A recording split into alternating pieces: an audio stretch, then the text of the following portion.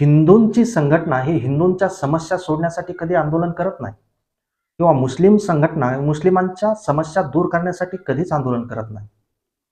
सामान्य हिंदूंच्या किंवा सामान्य मुस्लिम जनतेच्या मूळ समस्या काय आहेत?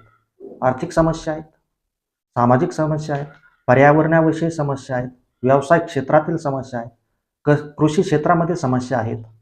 यावरती कधीही या धार्मिक संघटनांनी आंदोलन केलेलं नाही. यांनी केलेल्या आंदोलनाची लिस्ट बघा, मग तुमच्या लक्षात येईल. आय लव्ह मोहम्मद साठी आंदोलन झालं.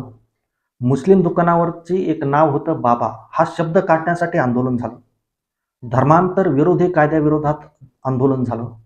राम मंदिरासाठी अनेक हिंदू संघटना आणि मुस्लिम संघटना एकमेकांसमोर उभा राहिल्या होत्या.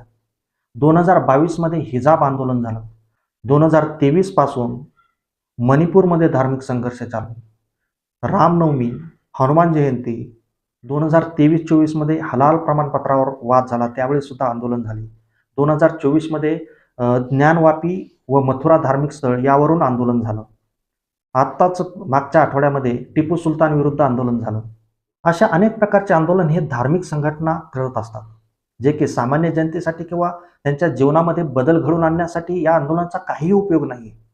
उलट सामान्य जनतेचा उपयोग करून हे धार्मिक तेढ निर्माण करण्यासाठी ह्या संघटना काम करतात. एवढं आपण लक्षात घेतलं पाहिजे.